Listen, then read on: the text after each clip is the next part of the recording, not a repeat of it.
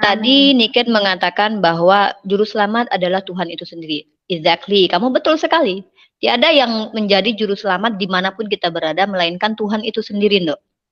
Dan saya berkata bahwa dia tidak perlu turun itu bukan berdasarkan asumsi, melainkan menurut Mazmur 92 ayat 2, kalau tidak salah ya, ayat 2 yang mengatakan bahwa Tuhan itu di tempat tinggi untuk selama-lamanya. Jadi kita tidak bisa abai dong kalau Anda Niken mengimani kitab perjanjian lama harus including dengan Mazmur.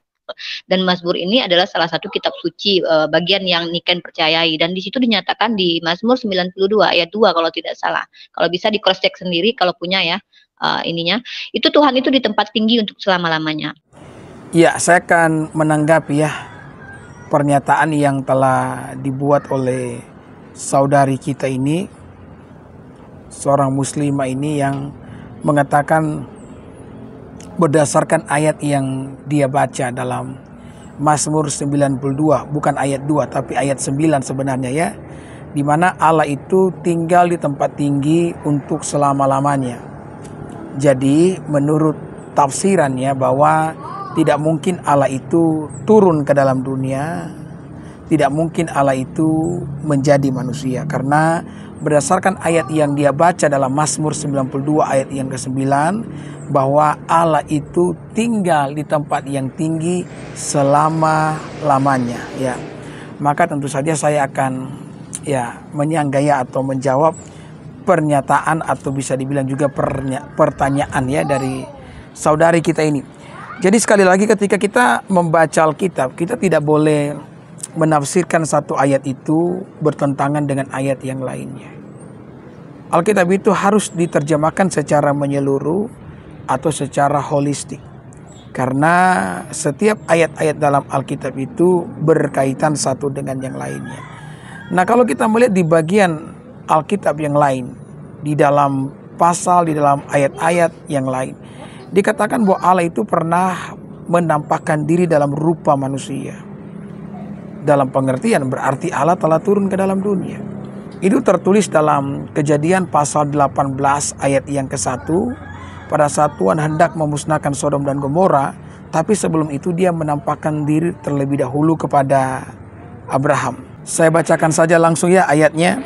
Kejadian 18 ayat 1. Kemudian Tuhan menampakkan diri kepada Abram dekat pohon tarbantin di Mamre. Sedang ia duduk Abraham di pintu kemahnya waktu hari panas terik. Ketika ia mengangkat mukanya, ia melihat 3 orang berdiri di depannya.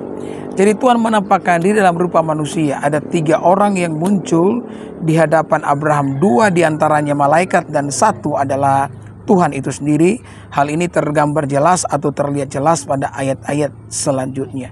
Jadi Allah itu bukan hanya tinggal di tempat yang tinggi untuk selama-lamanya dalam pengertian bahwa dia tidak bisa turun ke dalam dunia. Justru kalau Allah tidak bisa turun ke dalam dunia, itu menunjukkan bahwa Allah itu tidak maha kuasa.